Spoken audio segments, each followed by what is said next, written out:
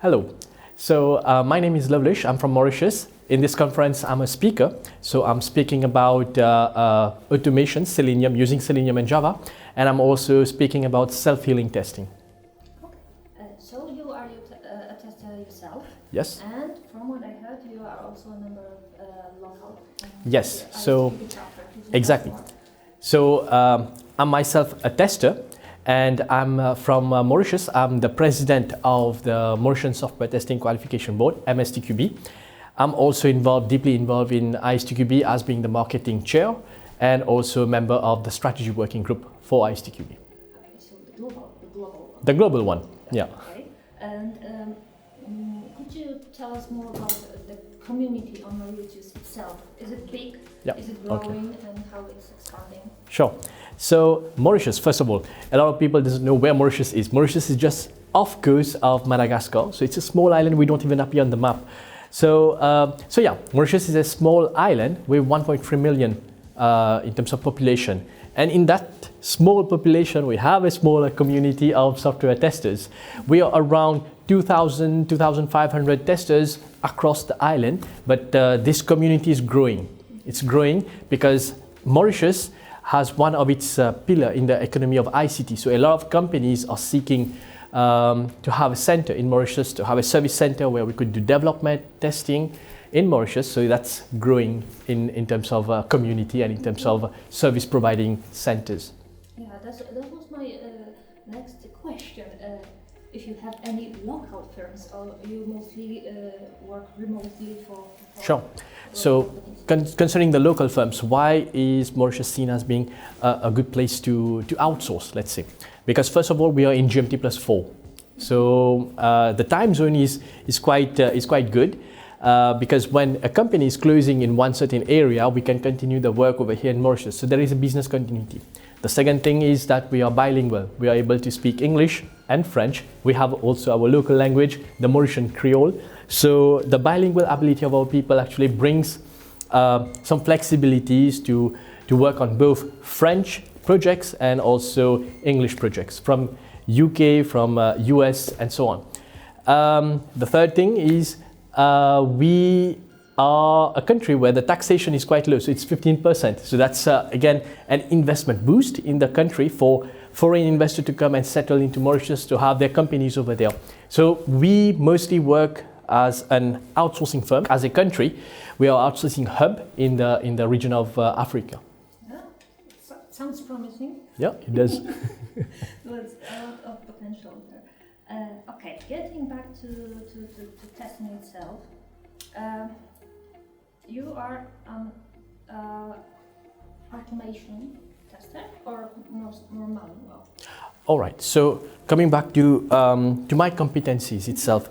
So I started as a manual tester. Then I ventured into a bit of coding using automation. The first tool I tried was Selenium ID. Then I started getting into performance testing. And right now I'm learning about AI testing, also security testing. So the journey is never ending. The technology is evolving, so should our knowledge. So I'm let's say continuous learner in this field. At the start, I was a manual tester, then evolving into different roles. I also took up the positions like being a test manager and so on in different companies. Having the soft skill and the technical skill was then very crucial for this position. Mm-hmm. So from your perspective, it would be a future-proof and which are already updated? All right.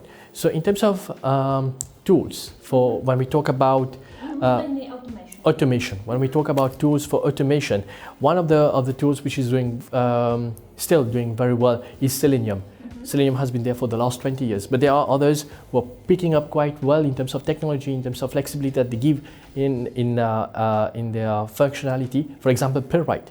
Playwright is a tool which is grasping the community and growing quite fast. They are not there yet in terms of community size compared to Selenium, but they are going to be there. So a future-proof automation technology would be Playwright and still Selenium. Why Selenium? Even though it has been 20 years in the market, a lot of companies have already adapted Selenium. They have already created thousands of automated tests in Selenium. And swapping from Selenium to a new product is quite risky, and it's a large effort that the company will need to invest on. So they would like to continue with the technology that they're at ease with. So Selenium, Playwright are a good candidate for future proof tools. There is also Cypress. Cypress has been there lately. Cypress has been quite, let's say, behind Playwright, because Playwright is giving, let's say, there is the updates that we have on Playwright, the community growth that we have on Playwright is not similar to with Cypress. So whatever Cypress can propose, Playwright is proposing even better. So for me, the future-proof products for automation would be Selenium and Playwright. Okay, so going forward, do you think it's worth to rewrite the tests from Selenium to these more modern, let's say, frameworks? Okay, so if we look into the migration, let's say migration of tests from Selenium into the newer technology, it depends on how many tests we have. If the effort is more like to restart everything from scratch, then maybe mature companies will not be moving forward with that. But for new products, they're considering Playwright as the start candidate itself. So for new products, when you're starting to write the test on a new product, then you start with Playwright directly. So yeah, it's kind of a balance that you have in terms of migration. In your opinion, what are the biggest pitfalls in test automation, and how can they be avoided? Okay, so one of the biggest pitfall in automation would be the test maintenance. That's a spiral. So the first struggle that a test automation engineer has is to grow the number of tests, so increase the test coverage on a certain product, right? Once this becomes quite considerable, there is, let's say, 50% of the tests has already been automated. Then the next challenge is how to manage maintenance on these tests. So I was managing a team where I saw that the test maintenance was taking a big chunk. Let's say 50% of the time was really invested in just test maintenance rather than writing new tests. So we were not able to go higher in terms of coverage because half of our time was just in terms of maintenance of existing tests. So how do we go around it now? What's the solution for it? One solution that I put on the table was a self-healing test. So a test that could heal itself. If ever something is failing, then there is a machine learning engine behind that could analyze the failure and then try to make the test work so that it can continue the automation. So there is the advantage and disadvantage of it. So the tool needs to be mature enough so that we don't miss defects. So we don't have healing when there is a defect over there, but we have a healing when it is a false positive. So what is a false positive? It is something which is failing that should not fail, right? It should work, but because the test is outdated, it is failing. So this is a false positive. So we should be careful to have healing effect on the false positive test and to detect still defect. So self-healing framework is a solution to limit or to, let's say, minimize the test maintenance effort required on test automation. We did some studies on this, and we saw some companies were able to reduce their testing effort from the test maintenance effort from 52% of their time to 14%. So 14% only was then consumed as test maintenance, and the rest was healed by the framework. So AI is quite, let's say, disrupting the market. There is a lot of tools that are now AI driven or AI powered. When I say AI powered, there is a lot of machine learning done behind for sure, because AI and machine learning, they are let's say, the two sides of the same coin, right? So AI is reshaping the way that we test. There is one technology called visual AI testing, right? So visual AI testing, what is it about is the tool goes onto production, take a snapshot somewhere, okay, and goes onto the test environment, take another snapshot, and they are able to compare the snapshots. And it's not a pixel by pixel comparison. So they're trying to find the image, the location of the image, and try to find the same image on the test environment and so on. And they are able to detect, let's say, a text box disappear or it was misplaced, the position changed, the CSS or the presentation layer change onto the test environment. They are able to flag these kind of defect. These were initially done by manual testers. Now they have tools for that, but you need to train the tools. Visual AI testing is one. the second the second tool that is AI powered, that is disrupting the market as well, is called autonomous testing. So that's the next level of automation. Autonomous testing is a tool where you could put your requirement, let's say user story, into the tool. It could generate your test. If you give the baseline and the logins, it could automate those tests as well. So then the tester will just need to provide this analysis, this let's say deep thinking. The test that was generated, is it valid? They will need to validate the automation test, and they will need to have the execution cycles defined and so on, and the tool will do the rest. Any controversial things around AI in testing? Okay.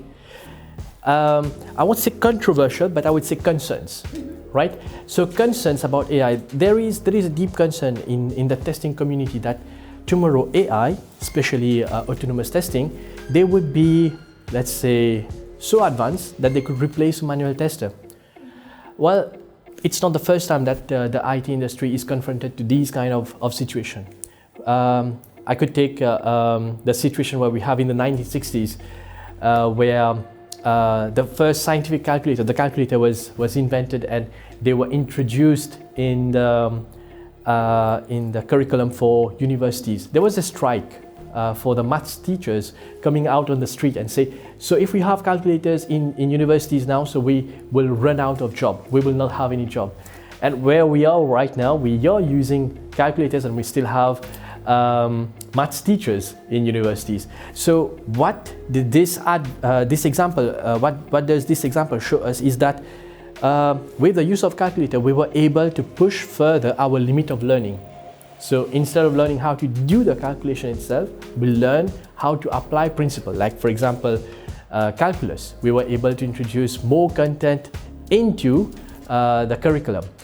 I would take another example with automation. So when automation was there, let's say Selenium again, 20 years back when it was launched, so the manual tester said, okay, so this tool is going now to replace everything that we do. There will be no need for a manual tester. And 20 years later, we are still recruiting manual testers, that's one. But there is a shift in the skill set.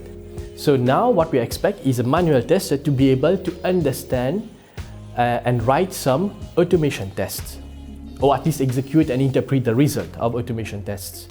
So the advance of technology, the shift in terms of the way that we do the work actually forces us as well to continuously learn and continuously embellish our current skill set.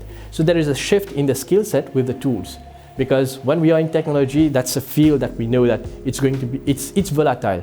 Today's technology may not be relevant in 2 years' time, right? So we need to continuously learn and continuously shift our skill set to match the current state of the IT industry. What advice would you give to the people that are considering introducing, getting into AI into testing?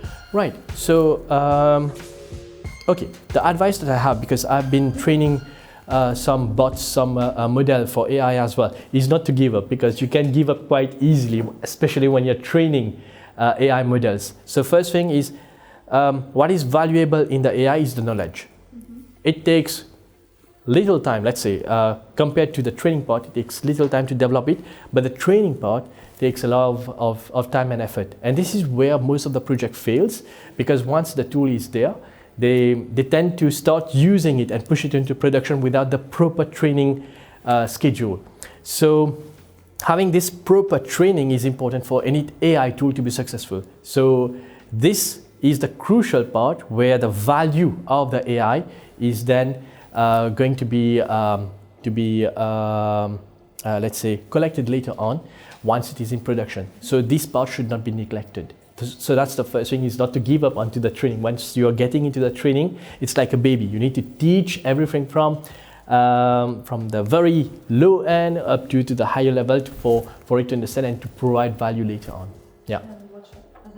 As it grows, yeah. So it grows into maturity as you're putting it into test. It grows into maturity. So the learning as well for the machine is not something finite. It will continuously learn.